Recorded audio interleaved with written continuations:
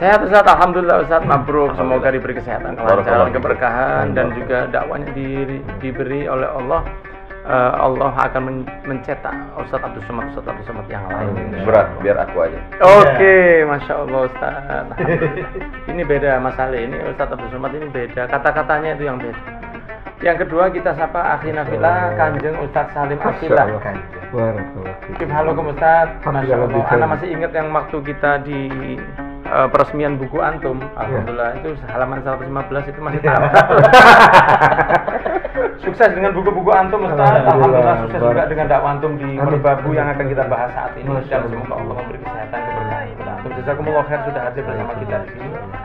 Dan kita sampai juga akhina fillah Ustadzi ya, kita sering panggil Ustadzi, Ustadz Luqmanul Hakim hafizahullah wa ra'ah.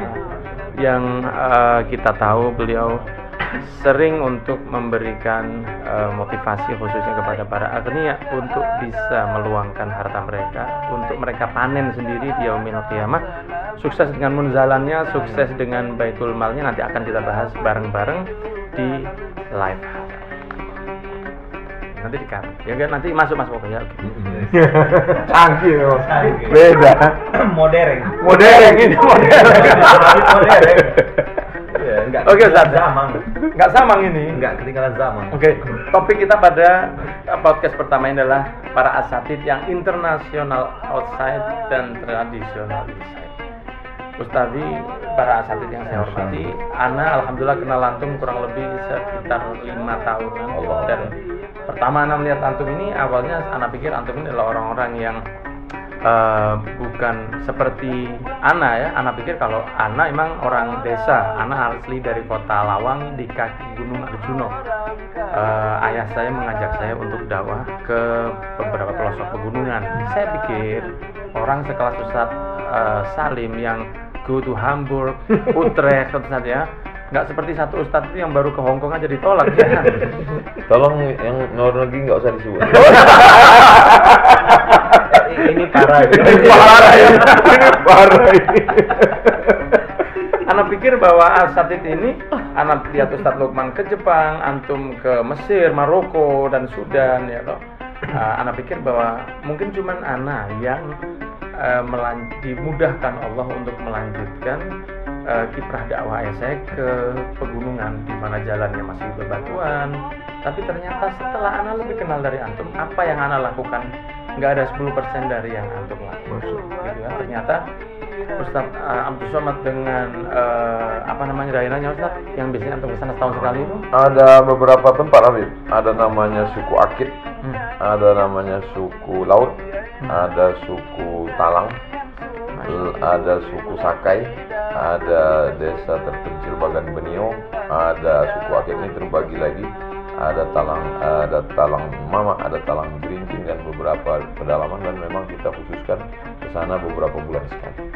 Masya Allah. Ana yang pernah lihat beliau pakai sampan Ustaz ya. Sampai tertidur di sampannya. Ini istimewa, Masya Allah. Dan apa Ustaz? Ya, bagaimana awalnya sampai antum ini terpikir? Ya toh karena kan itu yang ana lihat di YouTube antum. Itu kan kita kalau melihat gimana antum bisa tahu ada orang yang hidup di sana. Ya toh. Kan itu lewat mountains dan tempat-tempat yang susah. Ya, Pegunungan. Beberapa kalimat Habib ana terjemahin, mohon maaf. Iya Ustaz, karena memang kadang-kadang kalau udah sarapan breakfast in the morning ini kata-katanya sudah begitu. Dengan susahnya akhirnya antum sampai juga di sana. Ana lihat video antum mengajari mereka menyanyikan lagu Indonesia Raya. Awal kok bisa sampai ke sana Ustaz? Apakah diundang atau memang ada teman-teman yang ngajak atau gimana awal? Sebelum ana jawab, ana ngadapnya ke mana? Bebas Ustaz, antum ganteng. Kamera sana. Kamera sana. Bebas Ustaz. Kemana? Soalnya ana rasanya nggak ingin menghadap ke tempat yang lain. Asik. Jadi gini Habib, dulu ketika Al-Fakir ana masih sanawiyah, masih SMP, kita ngaji. Terus ngelihat guru kita ini dari satu masjid, lalu kemudian ke tempat orang-orang muhsinin, lalu kemudian terlintas dalam pikiran anak, Terus orang yang di kampung, yang di hutan, siapa yang berdakwah? Itu mulai sanawiyah. Iya, ketika sanawiyah. Masya Allah. Terus yang jauh di kampung, siapa yang ke sana gitu. Jadi ya Allah, nanti kalau engkau berikan satu saat kita ke kampung. Lalu kemudian setelah kuliah pulang, kenangan itu tetap kita ingin ke kampung. Akhirnya ada mahasiswa yang pulang dari KKN.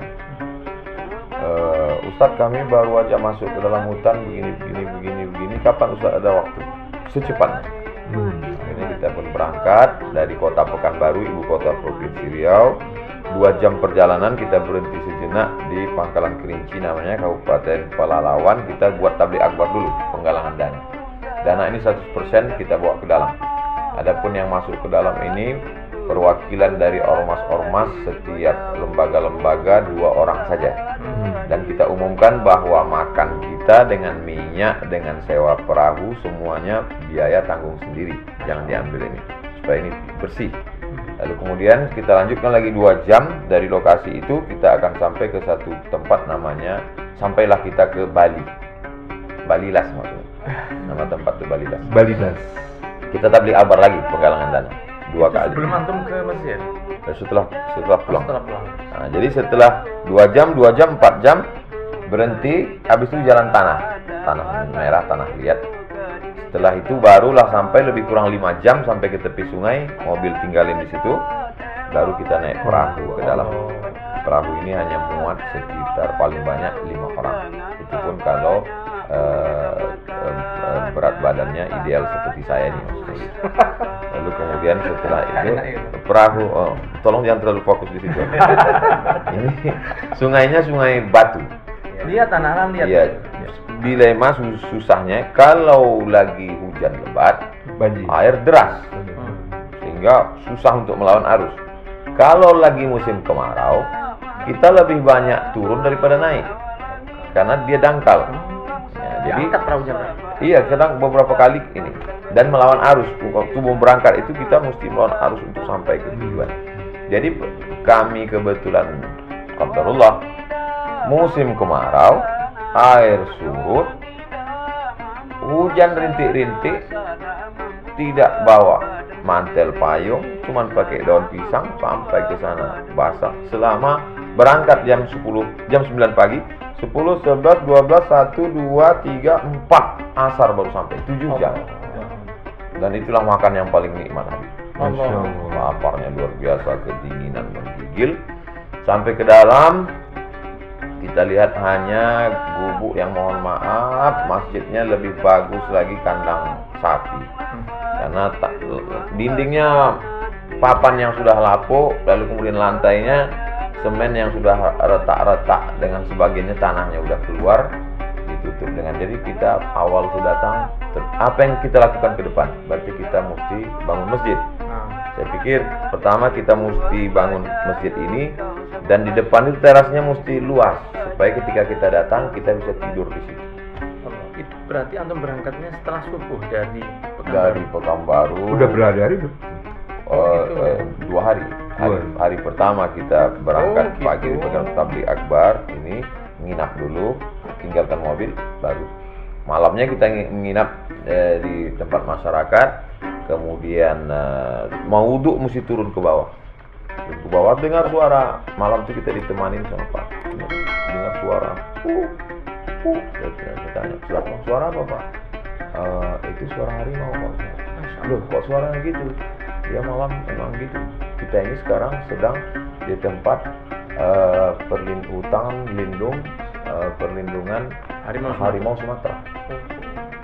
Tapi mungkin harimau tidak terlalu tertarik karena dia ini tulang semua. Kalau lihat Ustaz Ali mungkin senang dia. Itu berapa lama Ustaz sampai akhirnya mulai menemukan chemistry dengan orang-orang yang ada di sana? Itu mereka nerima atau mungkin ada momen mereka itu masih tanya dulu ini siapa? Atau mereka langsung terima dan alhamdulillah gimana? Kita sebelum masuk kita udah bertemu dengan adik-adik yang lebih dulu lama di sana. Jadi adik-adik lah yang mengenalkan bahwa yang datang ini adalah rombongan orang-orang baik. Mereka tidak ingin merusak alam, mereka tidak merusak tatanan topeng sudah ada di tempat kita, dan kita membawa ke dalam itu bagaimana cara budidaya kelulut seperti tawon lebah, tapi madunya lebih mahal, lebih asli, karena ini banyak di dalam hutan. Jadi kalau datang ke dalam untuk membangkitkan ekonomi itu lebih mengena daripada tablik akbar. Dan kita nggak bisa tablik akbar dalam, karena mereka kita angkat ketika lewat naik sampan rumah mereka di tepi sungai, kita angkat dengan PD-nya ke tangan, mereka cuek aja. Mereka nggak kenal. Nggak ada di Pontianak waktu itu ya. Oh, beda. Jadi antum sempat walaupun itu katakanlah Muhammad Al-Fatih Junior Ustaz, yang ngangkat kapalnya itu antum ngangkat perahu. Insyaallah. Ya begitu ya. Sampai perjuangan luar biasa. Allah. Ini di daerah yang Kabupaten Indragiri Hulu. yang Talang Mama itu juga di situ sama. Itu nama sukunya Talama. Talang secara bahasa artinya kebun. Mama itu artinya adik ibu kita yang laki-laki disebut dengan mama. Jadi kebun paman. Kebunnya Talang. paman. Kebun Gitu. Kalau Talang bahasa Jawa itu ya supaya nahan hujan ya. Air hujan. Kebun. Jadi seolah-olah seorang akan mengatakan, kamu kemana? Kami ke kebun paman kami. Masya Allah. Jadi masih ada hubungan keluarga. Padahal jauh sekali. Jauh sekali. Itu mayoritas Islam mereka di sana. Sebagiannya Muslim, sebagiannya animisme. Kelihatannya seperti dakwah yang belum selesai. Karena di akhir mantra-mantra mereka itu kita temukan ujung-ujungnya berkat la ilaha illallah. Tapi mereka tidak sholat, tidak tahu baca Quran, tidak ada syariat. Kelihatannya proses dakwah yang belum selesai. Mungkin dulu pernah ulama datang, Baru sempat ajar itu. baru sempat mengajarkan Allah dan Muhammad. Masya Allah. Alhamdulillah. Semoga diberi kelancaran keberkahan Ustaz. Kalau kita tidak mampu yang seperti itu.